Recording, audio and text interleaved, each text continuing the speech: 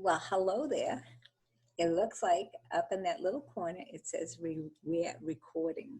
So I hope that that's the case. All right, I would like to welcome you to another TIBS TV mini chat. Peach tea, regardless of what everyone keeps thinking that I'm drinking. It's peach tea. TIBS TV mini chats. TIBS stands for the Intuitive Body and Soul. If you want more content, you want to know more about Intuitive Body and Soul, it is www.intuitivebodyandsoul.com. Okay, so today I just wanted to talk. There's been something on my mind for the past couple of weeks, and it's about, this whole pandemic is, everyone's getting used to it. So we're thinking about different ways of dealing with it and so on and so forth. And for the most part, people seem pretty positive, and they're talking about the different ways that they're dealing with this. And TIBS has been putting out all kinds of content, both, I'm an artist, so lots of art tutorials. I also am on the board of the Greater Havel Arts Association, so we're putting out tutorials there as well. So, and you don't need to be artistically inclined to follow the tutorials. You just need to get yourself some paints. But anyway, what I'm getting at is that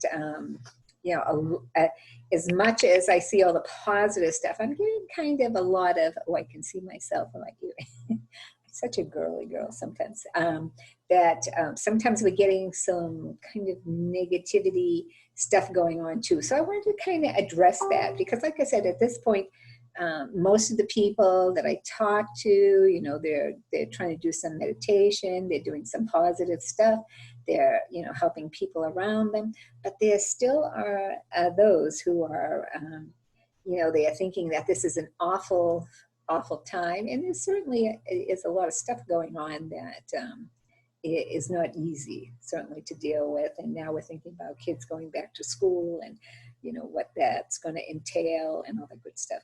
But I want to talk on a more personal level. I like to listen to impact theory. I do a lot of YouTubing impact theory, and the owner, speaker person is Tom Bilyeu, and he's a self-made billionaire, but the fact that he has money is not what impresses me. It's the fact that even though he has all that money, he's very modest. He really tries to be very realistic, and he seems to have a very sincere desire to help people. And what he wants to help people do is he brings on all these guests that can codify methods and ideas. Tom Bilyeu himself is a very pragmatic person, and kind of that, for the most part, is not me. Although I am trying to be a little bit more that way. And so one of the things that he talks about is a growth mindset. Now, we didn't have a growth mindset growing up. You just were like, okay, you were taught this, or you did this, or so on and so forth. So when we talk about, kind of entering into a negative situation like this pandemic and whatnot, some people are trying to ask themselves, okay, what's the flip side of this? Where's the positive side of this? Yeah, we're reaching a whole bunch of more people, technologically speaking, than we ever reached before. People are reaching out and really kind of helping each other. All the heroes are kind of coming out of the woodwork. So there's a lot of really, really good stuff. But then we have the really kind of negative mindset people. And this is not just being brought out by this pandemic situation. These people, mindset, one of the things that Tom does on his show is he's a very avid reader. I am a very avid reader also. I love reading things. Okay, so one of the books that came my way as a result of him is a book called The Mindset. Okay, I don't know if it's backwards there. Mindset. And the author of the book is Dr. Carol Dweck, D-W-E-C-K. Okay, and I mean, most books that I read are self-help books, or they're, like Joseph Campbell, A Hero's Journey, Claim Your Power. These are the three books that I'm reading right now. Is it a good idea to read three books? That's a whole different story, but some of them you can read kind of fast, and other ones you kind of need to read a little bit, then think about it or meditate about it.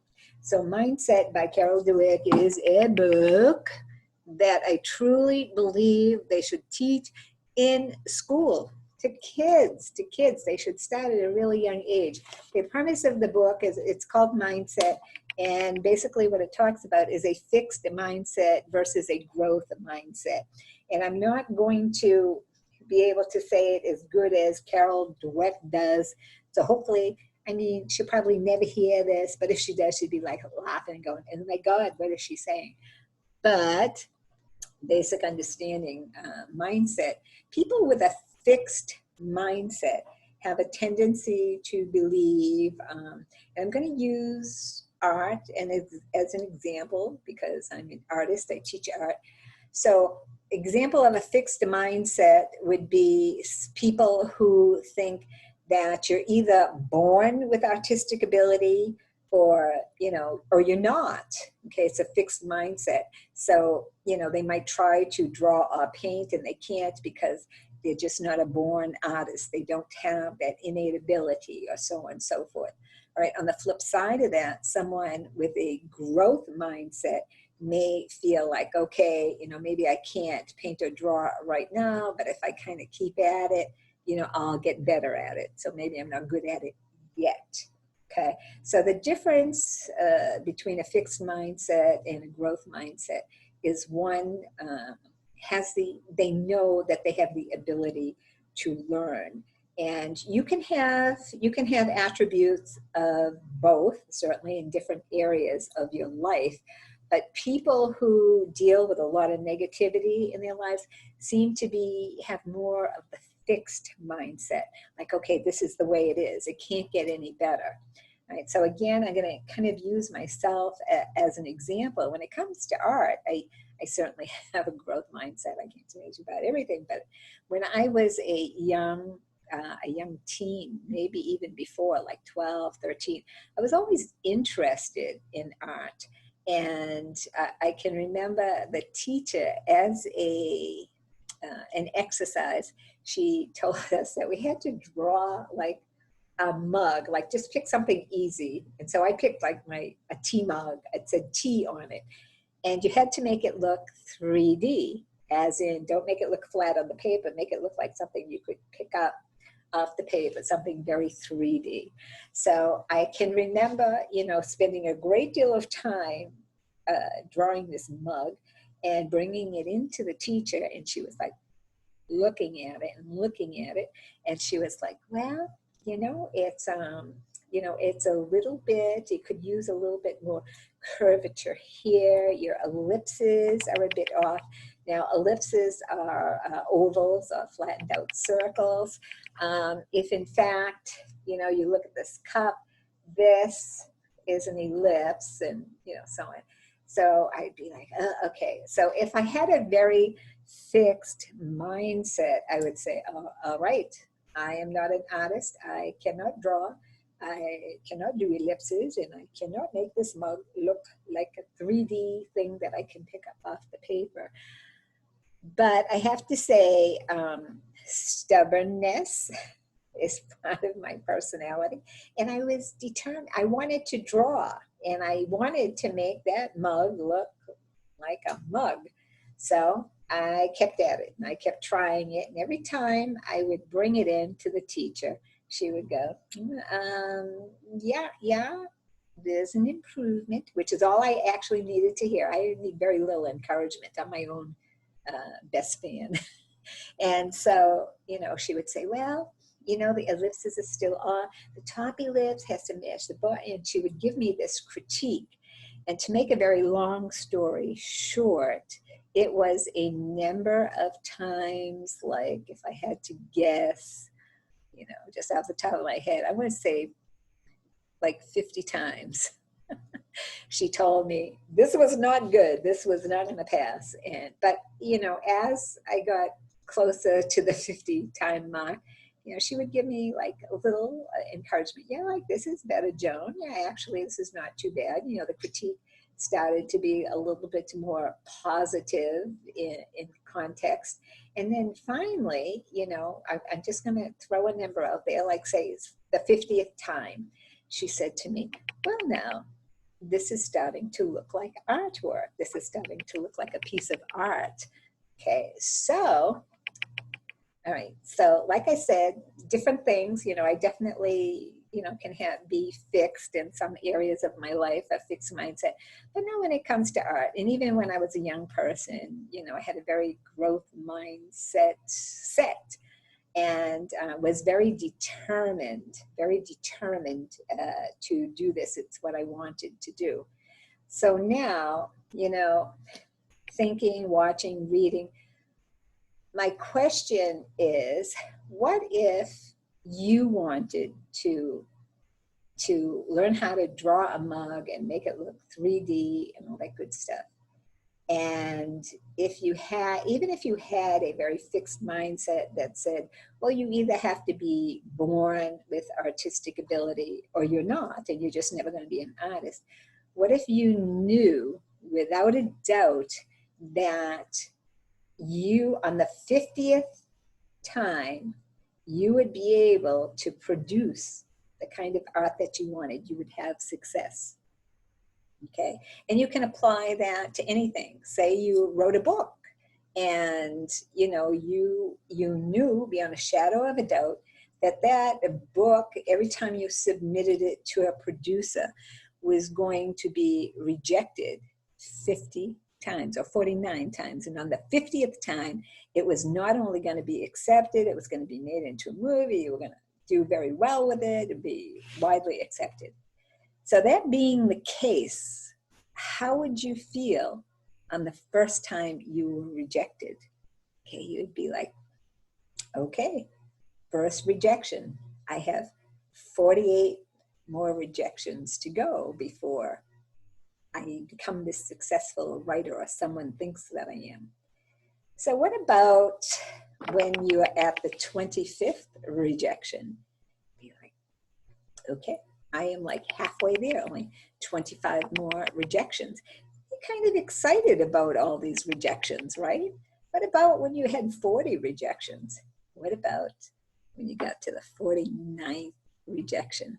Would you not be so excited knowing that the very next time you submitted your work, it was going to be accepted, it was going to be this huge production, and you were going to be very successful? Then you would not mind having those rejections, okay? Yet, if you had a fixed mindset where after the first rejection, you were just like, okay, I just am not born with that talent, and you're either born with it or you're not, you would not have all the rejections, but you would also not have the experience or the success, okay?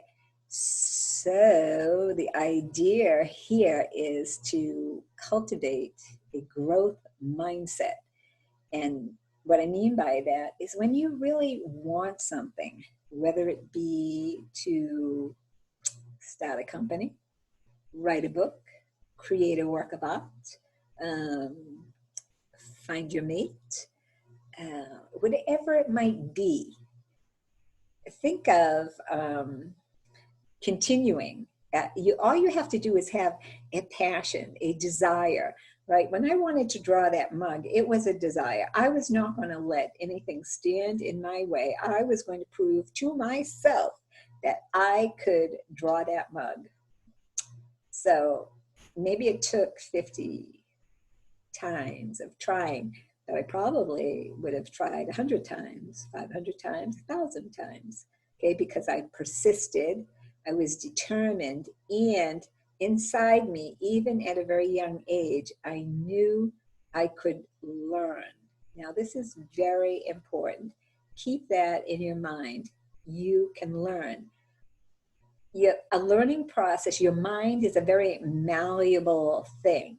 All right. It's not something where you say, okay, I only have so much capacity to learn. Your ability to learn is near limitless. I'm going to say near limitless because people will give you a hard time if you say it's totally limitless. Let's say nearly limitless, like Tom Bilyeu says, it's nearly limitless. So your ability to learn, your brain is malleable. It can change, it can learn. You can learn new skills. You can learn anything you really want to. Now, you may have 2 or 3 goals. You might try 2 or 3 different ways to do the same thing. Now, one way may not work, but as long as you learn from that and you say, okay, I tried this, didn't quite work this way. Let me think about it. Let me meditate about it. Let me try this, or that. So you may try another way. So you may learn something new that you can add to the process for the next time. But the idea is to know that a fixed mindset is going to keep you locked. It's going to keep you locked into a fearful situation when it comes to the pandemic. It's going to lock you into a certain mindset when you're trying to achieve something. You say, oh, well, I'm just not smart enough. Well, actually, like I said, your brain is malleable. It doesn't just learn to a certain extent. It can continue to learn, right? So like I said, we're all learning, we're all growing, we're all anyone who knows me knows that I love to play the ukulele. I play it at a kind of modest level there, but again, I think I can get better at it. So think about those 3 little letters, Y-E-T, yet. All right, when you use what I call the yet syndrome, okay, you can say, I don't play marvelous yet, but I can learn, I can practice if I have enough. If I don't practice, okay, then your desire has to be there. If I want to be the best ukulele player, which I have to say, that's it's not a huge priority to me. I don't have to be the best ukulele player in Massachusetts or wherever, but I would like to improve. So I don't play at a level I would like to perform at yet, because I know if I put the time into it and I have enough desire to carve out the time. There are many, many books on ukuleles and just about any instrument, and they really do, they codify them. Start here, then do this, then do that. So the steps are very laid out and actionable. Okay, so it's not something where you just read and go, they're actionable steps that you can take to achieve your goals, right? And the thing that every successful person I know usually does a lot of reading because it is a way to expand their thinking. But they also meditate, and I do meditate. I do read a lot. But the third thing that I'm finding is that they also kind of do a lot of journaling, or at least some journaling, which I did when I was younger, but I kind of stopped at some point. Maybe I will take that up. And then, I'm thinking about the books. Like I said, I'm reading the 3 books. This book is essential reading for anyone with aspirations. Okay, this one should actually be taught to kids in school because, the fixed mindset, we say to a child, oh, you are wonderful at math. So, you're a genius when it comes to math. So we really put a lot of pressure on them because if they think, okay, you're a genius at math, anytime they don't do well, that affects their self-esteem, all right, or their ability to perform. Or what if someone beats them at a math contest or quiz? That wreaks havoc with their confidence levels. Yet if you say to someone, you know, oh, you have an amazing ability to learn, okay, then that's a whole different mindset. Plus, it introduces the idea that the mind is malleable, that you can learn. The brain is very plastic, and you certainly can learn. So this book, I think, should just be taught to kids, and we're doing them a great disservice by putting all these labels and whatnot on them. We should more be teaching them how to think and how to learn, and not just put labels on themselves. Look at the owners of, like, look at Enron and Ayacola and all these people who were just so ego inflated that that was more important to them. I mean, they had, you know, they had interest, a strong interest in what they're doing. They probably even had some talent, but their ego, their presentation, their, their look, the way people viewed them was way more important to them than their companies, and ultimately did them in. Okay, so teach your kids to have a growth mindset. And like I said, I'm sure I didn't do justice to the concept. So, you know, find out what you need to know. Teach your kids how to learn, or be open to learning. And like I said, there's a lot of other really good stuff out there. The Hero's Journey, Joseph Campbell, his life and work, certainly.